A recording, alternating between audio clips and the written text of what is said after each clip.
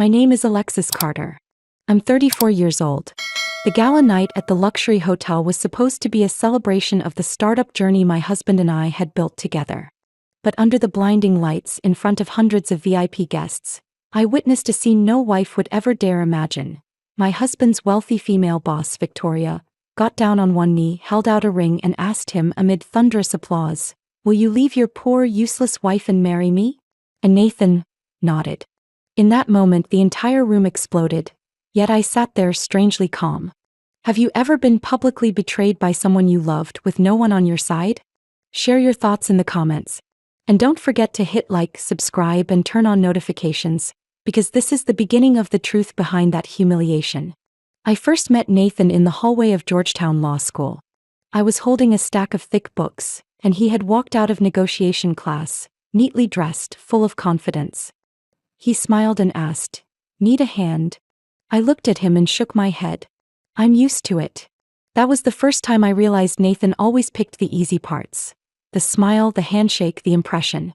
I was the one used to sitting for hours in the library decoding legal clauses no one wanted to touch. We were like puzzle pieces. I handled the foundation, he took care of appearances. Love came quickly, or rather trust did. I saw in Nathan a partner who could stand on stage and voice the ideas I had shaped. He saw in me an endless source of knowledge to help him shine. Back then, I thought it was a perfect balance.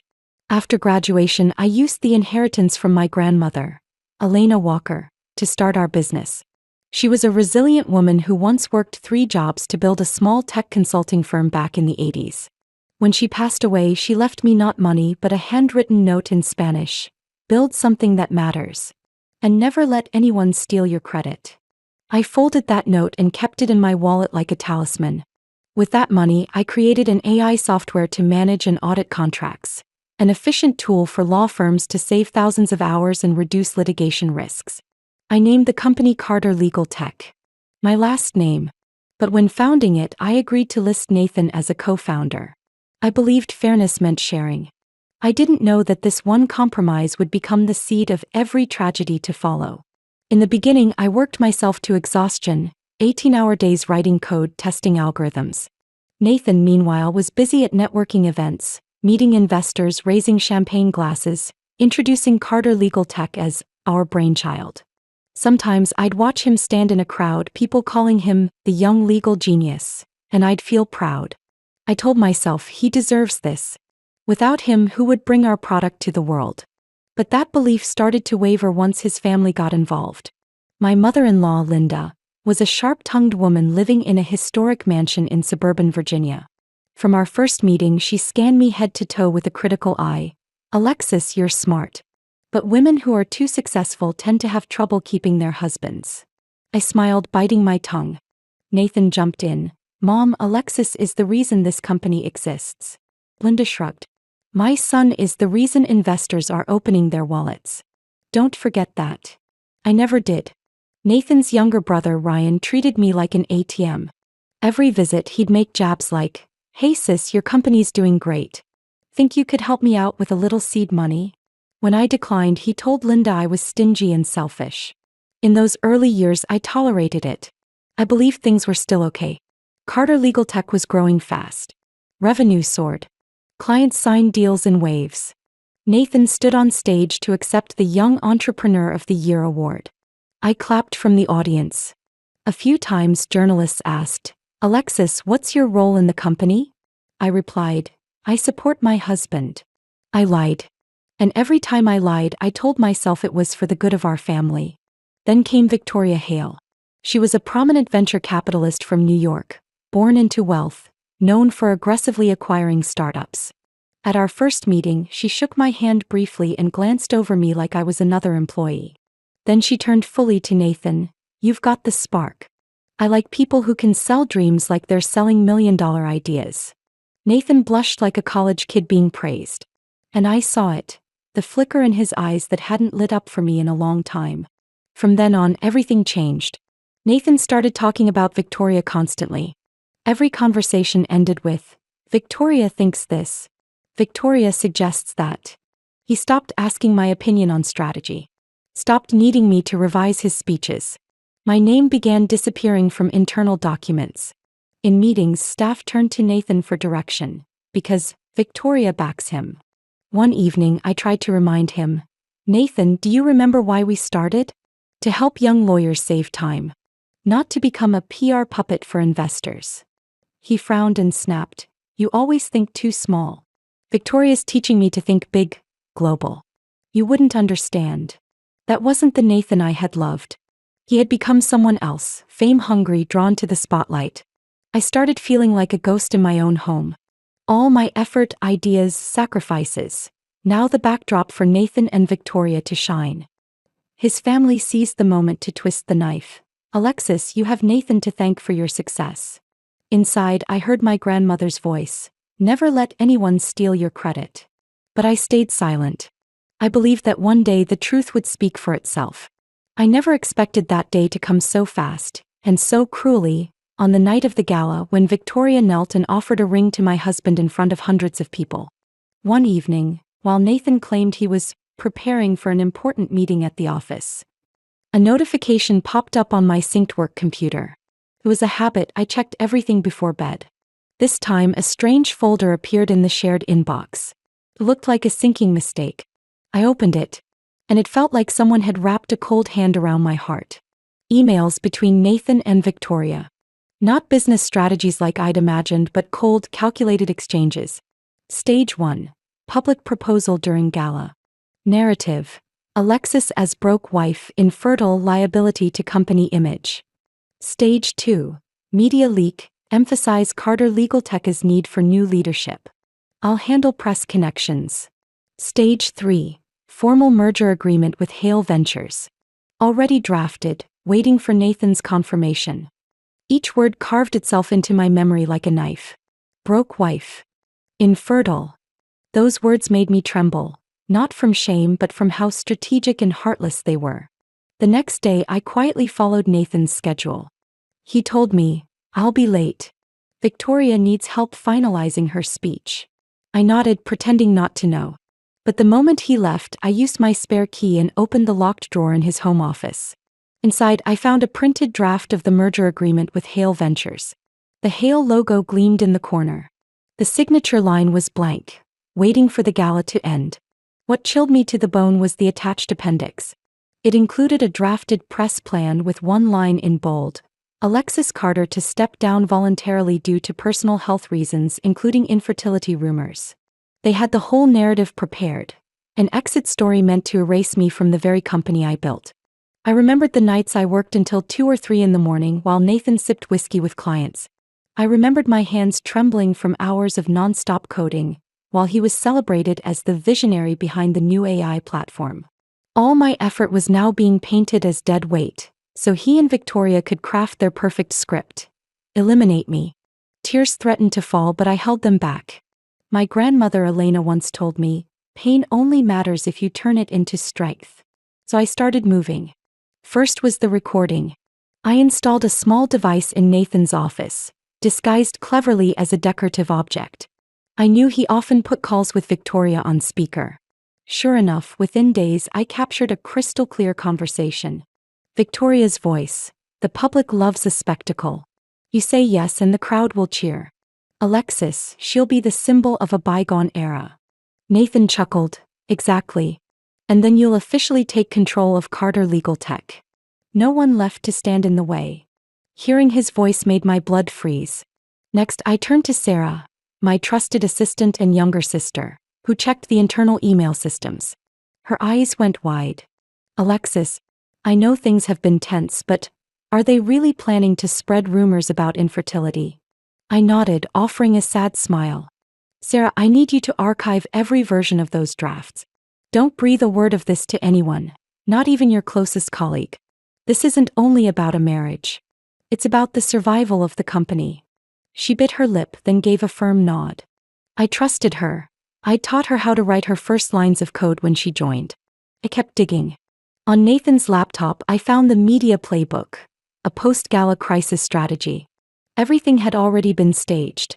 Photos of me walking out with a devastated expression, tabloid headlines, followed immediately by a press release announcing a new partnership with Hale Ventures. That night, Nathan came home acting as if nothing had happened. Standing in front of the mirror, adjusting his tie, he asked, "You think this suit looks okay? I want to make a strong impression with the press." I replied curtly, "Looks fine.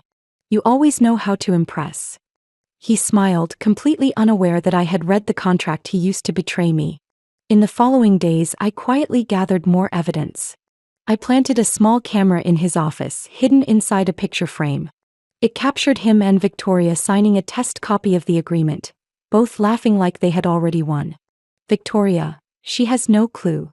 That innocent look. It'll make the audience even more excited. Nathan, Alexis never understood how the real world works. She buries herself in code. I watched the footage over and over. Each time the pain flared, but so did my determination. If they thought coding was all I knew, they were mistaken. One evening, my mother-in-law called. "Alexis, I hear big changes are coming at the company. You should prepare yourself. Don't cling, it'll only make you look worse." "Where did you hear that?" I asked. She let out a mocking laugh. "You think I don't know? Nathan's ready for the next step. You should know your place." I hung up. For the first time, her words didn't sting. They confirmed what I already knew. This entire family had sided with Nathan and Victoria. I settled into my home office, spread every document across the desk. Printed emails, contracts, recordings, videos. Looking at them, I knew I wasn't holding evidence of betrayal. I was holding the opportunity to rewrite the narrative. I whispered as if speaking to Grandma Elena. "I won't let anyone steal my work again. This time I'll rise."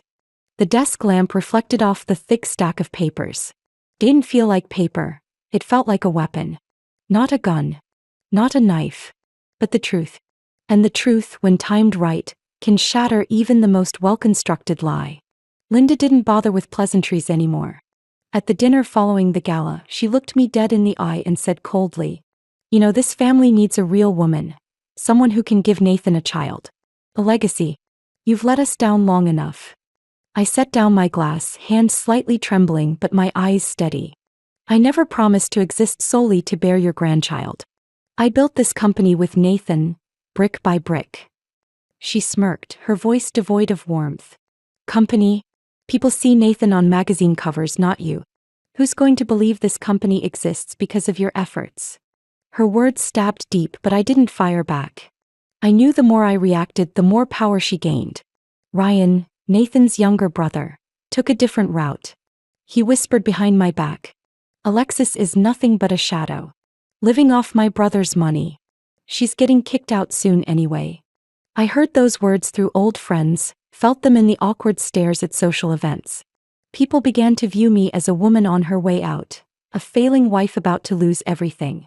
A former colleague murmured as we passed each other at a conference, "I'm really sorry for what you're going through, but people say you're being replaced. You should brace yourself."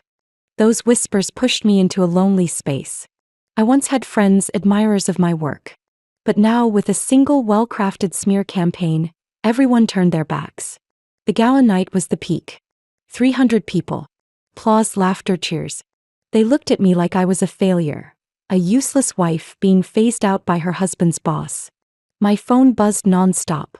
Photos of me sitting motionless at the table were all over social media, accompanied by nasty comments. "She deserves it. She clung to the CO seat through marriage, not merit. Look at her face. Pathetic." I took a sip of wine, letting the bitterness spread across my tongue.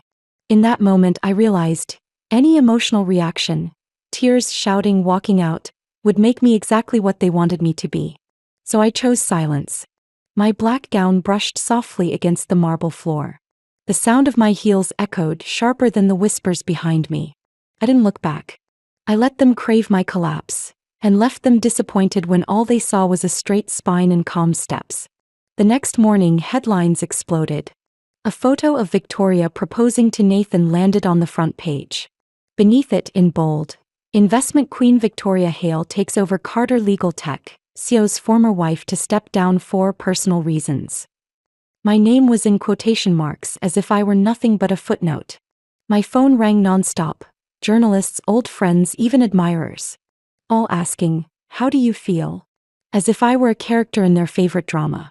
I turned my phone off. I let them wonder. In the days that followed, I realized how truly isolated I was. Social friends kept their distance. Some who once held my hand at networking events now avoided me, afraid of siding with the loser. Even a few close staff members began avoiding eye contact at work. Linda came straight to my apartment, her voice filled with blame. You know, Nathan needs a stronger woman. Someone who can bear children, who knows how to hold a family together. You failed at both. I didn't fail. I refused to play by the rules your family made up. Linda paused for a moment but still turned to leave, muttering under her breath, "You'll understand soon enough." In my home office, the glow of night light casting shadows across every page spread on the desk. I thought of the emails, the contracts, the recordings I had quietly kept. All of them were there, like a flame waiting to ignite. It was in that isolation that I began to learn how to swallow pain and turn it into my sharpest weapon.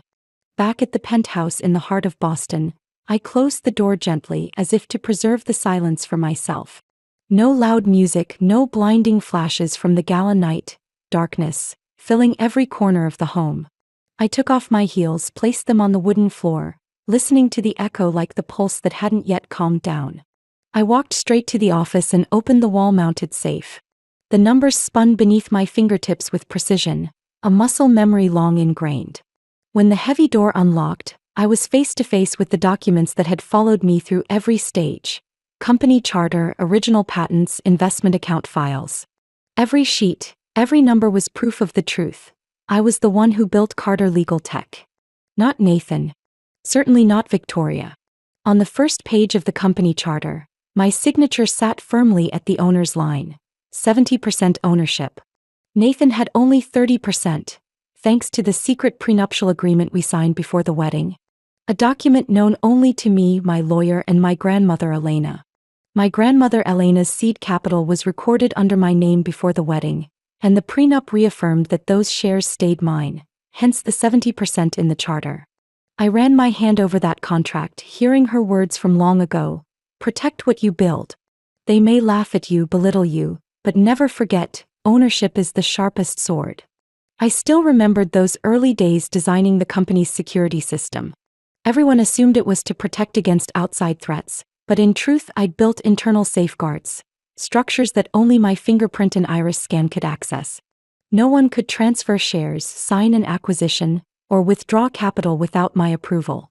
They thought I was the naive woman who only knew how to bury herself in code. But it was those lines of code, those security layers, that now held the keys to the empire they were trying to steal. I picked up my phone and dialed a familiar number. On the other end, Sarah Brooks, my assistant since the early days of our startup, answered. Her voice was hoarse from staying up late but full of energy. "Ma'am? I saw the news. Are you okay?" I closed my eyes, took a deep breath. "Sarah, you know better than anyone. Tonight nothing collapsed. Tonight was only the beginning." There was a pause, then I heard her inhale, shaky. "What do you need me to do?" "Tomorrow bring all system backups to the penthouse. Keep 2 copies of every internal transaction. One for our archive and one for the legal team. And Sarah, be careful. Don't let Nathan or Victoria know you're doing this." Her voice was solid. "Yes, ma'am. I won't let them touch a single line of data." After that, I called James Whitaker, my trusted attorney, the one who had drafted the prenup between me and Nathan. After only a few rings, his warm, grounded voice came through. "I suppose the day has finally come." I was surprised. "What do you mean?" "Alexis, I read the news. A woman like Victoria doesn't get involved without a plan. I always knew that prenup would be your shield when the time came. So what do you need from me?" I gripped the phone, my tone steady. "I want to initiate the reversal. I have documents proving Nathan and Victoria conspired to take me down. I need you to legalize every piece of evidence and prepare a lawsuit if they dare take another step." He answered without hesitation. "I'll be at the penthouse tomorrow morning. Don't let emotion sway you, Alexis. This isn't just a broken marriage. This is your legacy you're fighting for." After I hung up, I remained still in the spacious room, the city lights spilling in through the glass wall. I saw my reflection, wearing a black evening gown, eyes still holding that cold fire. And I understood. Tonight I was not the abandoned wife anymore. I was the one holding the power, waiting for the right moment to strike. I opened Nathan's folder.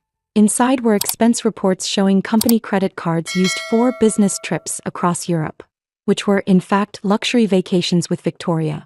I had saved every receipt, every email, every boarding pass. They weren't financial proof. They were undeniable markers of betrayal. My hands had stopped trembling.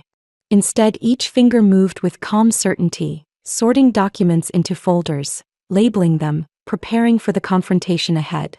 By midnight, I heard Nathan return. He reeked of alcohol and unfamiliar perfume. When he saw me still sitting in the office, his eyes flickered with suspicion. "You're still up?" I smiled faintly. My voice was light. "Yeah. Just organizing a few things." He had no idea that the things I was organizing were the threads tightening a noose around him and Victoria. Nathan sank into the sofa, turned on the TV, thinking tomorrow would be another normal morning. But I knew it would mark the beginning of a reversal they'd never see coming. I stepped out onto the balcony. The night air stung my skin. Below, Boston blazed like a stage that never turned its lights off. But this time I wasn't the one waiting in the wings while others dictated the script. I was rewriting it, line by line, with everything I had: intelligence, the law, and the kind of truth no one can erase. The next morning I woke up in the quiet penthouse. Outside, Boston was already in motion. But inside, a quake was waiting to erupt. As soon as I turned on my phone, the flood came in. Company accounts were locked and transactions froze, by a protective protocol I had insisted on years before. Bought us time to act. In less than 2 hours, I had over 40 missed calls. Nathan, investors, and unknown numbers lighting up my screen nonstop. Messages poured in, polite at first, then pleading, then furious. I didn't answer a single one. I knew they were panicking. My silence? That was the first strike. Meanwhile, the media exploded. Photos of Victoria kneeling, Nathan nodding, front page everywhere. But this time the comments weren't admiration. "Was this a PR stunt to seize Carter Legal Tech?" one major outlet asked. "Was the deal with Hale Ventures signed before the gala?" a respected finance journal questioned. Those questions hit Victoria hard. Exactly as I'd expected, public sentiment turned. Investors grew anxious. By noon, the penthouse intercom rang. I checked the camera: Linda and Ryan. Linda wore an old evening dress, lips still painted deep red, but her eyes were tired. Ryan looked restless, glancing at his watch, stripped of his usual arrogance. I opened the door. Linda stepped in first, her voice trying to stay composed. "We need to talk." I crossed my arms, leaning against the sofa, my tone even. "I'm listening." Ryan jumped in. "You know what's happening. Investors are freaking out. Projects are being cancelled. The press is in a frenzy. This is the only chance to negotiate.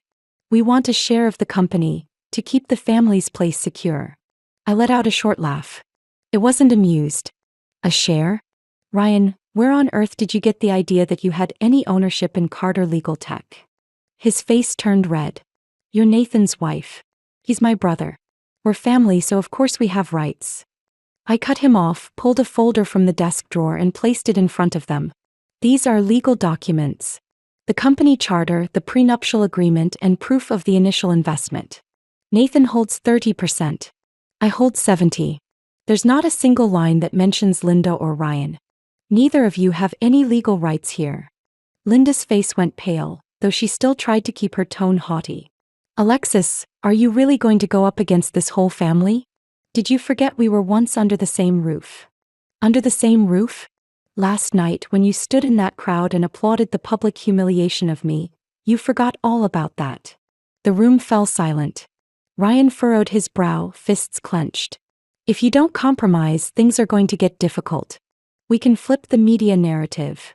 Go ahead and try. But remember, I have evidence. And once I go public, it won't be Nathan and Victoria who lose face. You two will be finished in this industry." Ryan went quiet, a flash of fear in his eyes. Linda placed a gentle hand on his arm, a silent signal to stop. She looked at me once more before slowly rising. "You've changed, Alexis. I don't even recognize you anymore." I answered calmly. "I haven't changed. It stopped letting people use me." After they left, I remained in the living room, the daylight streaming through the large windows. I could feel the isolation of yesterday transforming into control. They hadn't come to pity me, they came to beg. That said everything. My phone continued to buzz. Nathan called, then called again. I ignored them all until a message popped up. We need to talk now. You don't understand how complicated this is. No, he didn't understand. The entire financial system was in my hands and no one, not even Victoria, could breach the security layers I built. That afternoon, Sarah arrived with a thick stack of documents. She placed them on the table, her voice firm. Every record of Nathan's misconduct from the past 3 years has been backed up. Plane tickets, hotel bills, corporate credit card charges for personal use. Not a single line is missing. I looked at the folder and it felt like I was holding a web of ropes tightening around Nathan and Victoria. Well done, Sarah. Keep an extra backup. We'll need it in court. She nodded, her eyes shining with unwavering trust. Later that evening, I got word that Victoria had cancelled all her public appearances. The press reported she had no comment, but everyone knew the pressure was closing in. Investors were backing out, suspicious that the gala spectacle had been nothing but a failed power grab. Meanwhile, Nathan was drowning in more than 40 calls from partners. But every call ended with the same question: why can't we access the funds? Why has Carter Legal Tech stopped payments? And the only answer was me. The boardroom on the 32nd floor of Carter Legal Tech had never been this quiet. Floor-to-ceiling glass offered a panoramic view of Boston lit up below. But inside, every person seated around the 12-seat walnut table stared at one empty chair, the head seat. Nathan stood at the far end, dressed sharply in charcoal gray, smiling stiffly with clenched hands. Victoria stayed beside him, calm to the point of ice, her deep red dress standing out among a crowd of tense executives. They thought today was the day they'd seize control. I walked in last. The click of my heels on the stone floor echoed, subtle but enough to make the room hold its breath. No one spoke. No one dared. I walked to the head of the table, the chair left open for me. I pulled it out and sat down.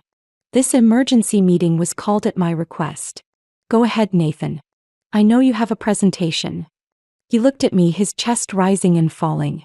Victoria tilted her head, the hint of a mocking smile in her eyes.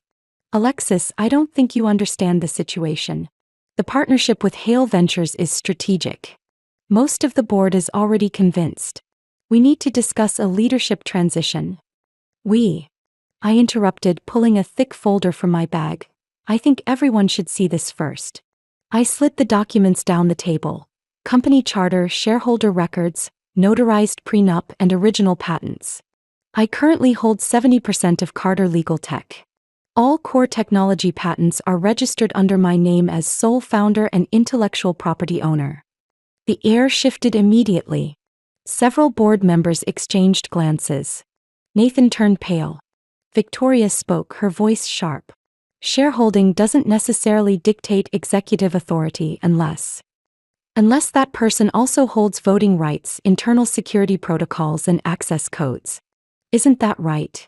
I continued, my eyes locked on hers, which only I have. I pressed a button on the remote. The screen at the head of the table lit up. A recording played, Nathan and Victoria's voices crystal clear. Stage 1. Publicly take her down at the gala. She's weak. Shame will make her walk away on her own. Once we control the media, the shares will drop. Easy buyout. No one spoke. I wasn't done. I played the next clip, footage from a hidden camera in Nathan's office. The two of them signing a trial version of an internal transfer agreement, laughing like they had already won. Then I nodded toward the door. It opened. A middle-aged man walked in, followed by 2 cameramen. This is Richard Wallace, an independent investigative journalist invited to observe and record this meeting. For transparency. Victoria shot up. You can't do this. This is company property. Property of which I own the majority, I said clearly, and as controlling shareholder, I have the right to record for legal purposes. Nathan slammed his hand on the table. Alexis, you're going to destroy everything. You don't understand what this will cause. I looked him straight in the eye. Calm. Steady. Without a flicker. No. I'm taking back what was already mine. Across the table, the CFO flipped through the documents. His voice came hesitant but firm. I wasn't aware the partnership agreement was signed before the gala. That was never approved. Another voice joined in, head of product development. I thought it was a bold PR move. I didn't realize there was a scheme to seize control. Victoria gripped her purse strap, her glare circling the table. But she had lost the room. Nathan slumped like a man whose mask had been stripped. Sarah handed me a prepared resignation form. I slid it across to him. If you refuse to sign, I'll release all evidence publicly, including the embezzled company funds used to pay for your business trips with Victoria. He looked at me, then around the room, his former kingdom. No one stood for him now. Heads bowed. Silence. Finally, he took the pen. Each signature was slow, reluctant, like a written confession. I turned to Victoria. Your contract with Carter Legal Tech is hereby terminated. And according to the original non-disclosure agreement, any acts of manipulation or internal abuse will be subject to legal action. Victoria lifted her chin, expression unreadable, but her knuckles turned white. She didn't say a word. She stood and walked out, defeated even before the verdict had been read. I watched them disappear behind the doors, then turned back to the board. Now we can start talking about the real future of this company. One built on integrity and talent, not manipulation and performance. I didn't leave the boardroom right after Nathan signed his resignation. I stayed, quietly sorting the documents on the table. Sarah helped collect the duplicates, her eyes following my every movement as if waiting for some emotional signal I no longer felt the need to give. And just as I gathered the notarized prenup, the one I'd once locked away thinking I'd never need it, Nathan returned. No more suits. No more aura of the Carter heir. He walked in like a man completely lost, his hair unkempt, his eyes swollen as if from crying or nights without sleep. One hand held a paper bag from the familiar coffee shop near our old office. The other was shoved deep into his pocket. You still like hot lattes with vanilla syrup, right? I didn't answer. The soft thud of the cup touching the table didn't move me. Nathan lowered his voice. I was wrong. I've been more wrong than I ever dared to admit. And if you can even once forgive me, or at least tell me what I can do to make it right. It's not that I can't forgive you. I don't want to hold on to anything that needs forgiving anymore. He swallowed hard.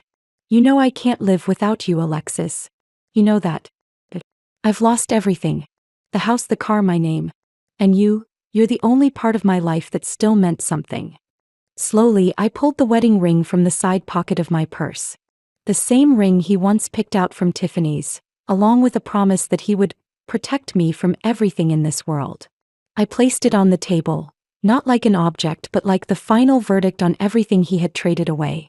You never chose me, Nathan. Even when you had the chance, you chose power. Chose recognition. Chose the spotlight. I was never on that list. Never. He started to speak, but I raised a hand gently. Unnecessary. I don't need revenge. And I don't need to see you suffer to feel like I've won. I need one thing. Separation. Nathan sank into the chair across from me, his elbows on the table, both hands cradling his head like he was trying to peel off the shell he'd worn for years. But there was no shell left, only a hollow man sitting in the ruins he made. I stood up. From now on, how you live is no longer my concern. But I hope, truly hope, you'll learn how to live without needing to hurt others to feel like you matter. I walked past him without looking back. No one followed. No voice called out. No more begging. Because what Nathan needed from me simply didn't exist anymore. A few days later, the news broke. Victoria's investors had pulled out en masse. Partly due to the leaked video, partly due to the financial report I filed with the Federal Audit Agency, the one she never thought anyone would dare submit. Victoria was removed from all executive duties for a minimum of 10 years. Every partnership agreement was terminated, including the ventures she had once used to build her own private economic network. As for Nathan, he disappeared from public view almost overnight. The penthouse in Back Bay was seized by the bank. The Maserati was towed away in the middle of the night. Invitations to charity galas and investment forums went silent.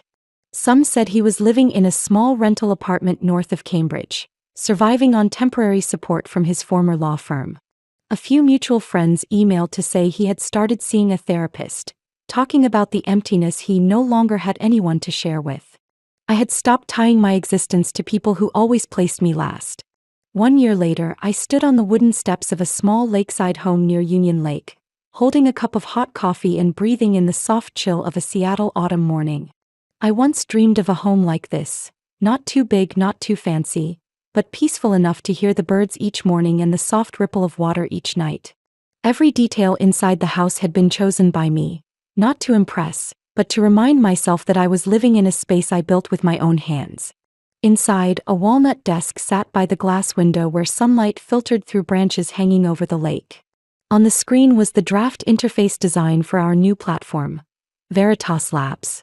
This platform was born from a simple question I carried with me through years in the hospital system. Why do the poorest people have to wait the longest for treatment? I can't fix the entire US healthcare system, but I can change how people access health information, how data is used to prevent illness rather than treat it too late. Veritas was born right here in the backyard of this cabin. 3 laptops, 1 leaning whiteboard, and my younger sister. The same one who once whispered to me in the middle of the night, "What do you want me to do?" Now, she's the CTO, Chief Technology Officer, without question. I still remember our first team meeting here. Sarah settled cross-legged on the floor. 2 developers from Berkeley debated the feasibility of integrating AI to analyze clinical data in rural settings. Another teammate, Amina, an intern from Sudan, suggested adding early warning indicators for at-risk pregnancies. Me. I simply listened. I didn't have to prove my worth to rooms full of doubters anymore. Now I build the rooms, where young minds are trusted from the start. Each day moved with a quiet but steady rhythm. In the mornings I worked with the development team. In the afternoons I drove to the airport and flew to Palo Alto to teach a women-led startup class at Stanford. At first I refused the invitation. I didn't think I was suited for teaching.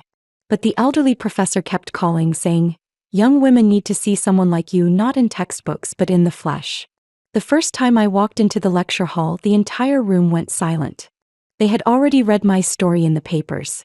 An article had gone viral under the title, "The Silent Architect, the Woman Who Redefined Revenge with Intelligence." I didn't speak about the past. I wrote a question on the whiteboard. What would happen if you didn't need to defeat others, but only needed to understand what you truly wanted to build?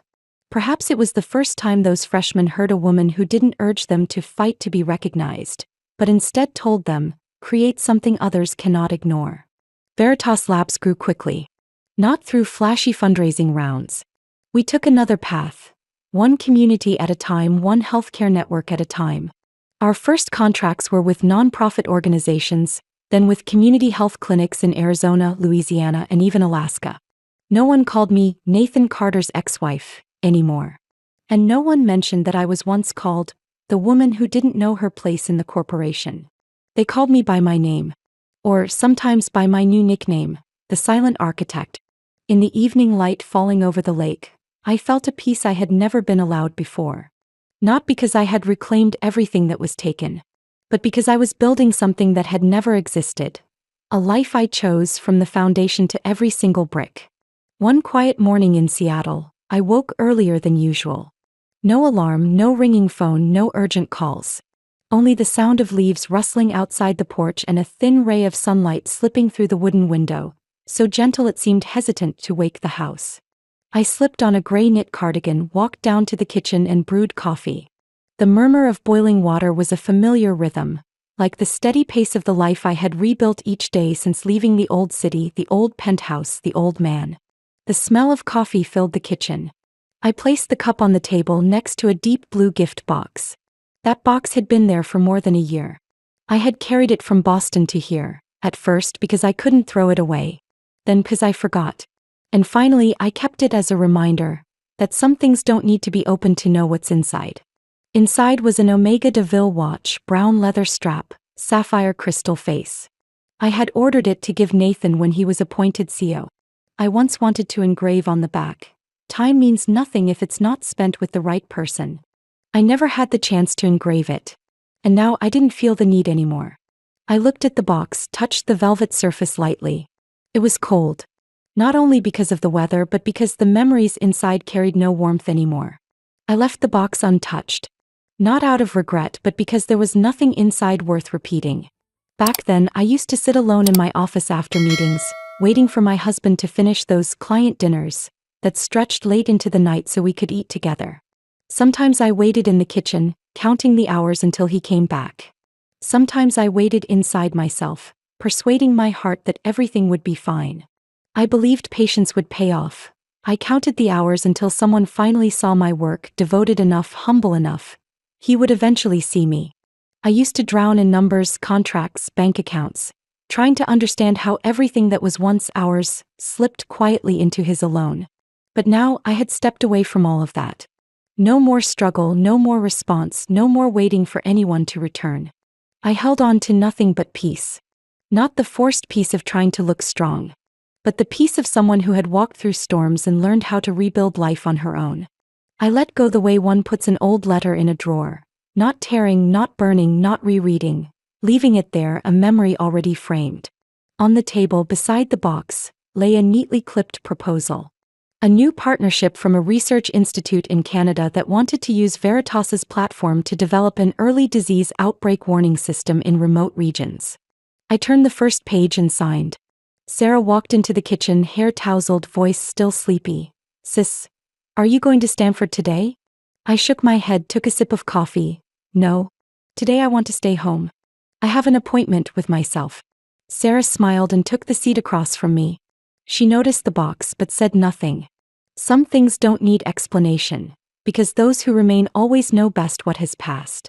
Sunlight spilled across the table, touching the faded corner of the deep blue box. I didn't put it away. I didn't throw it out.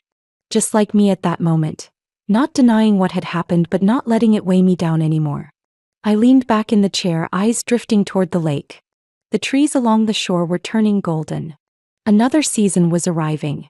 And for the first time in years, I stopped counting days by what was undone or what was lost, and I counted days by mornings with soft sunlight in the kitchen, by the scent of coffee, by the peaceful gaze of my sister. I poured another cup of coffee and set it by the slightly open window. The morning light fell across the wooden table, shining on the box still unopened, now only a part of old memories resting there, quiet but no longer heavy. Life doesn't always need loud retaliation, doesn't need someone to collapse in front of us to feel like justice. Perhaps the most beautiful revenge is living true to our own values, and living well. I know each listener will feel differently. Some will ask, why not strike harder?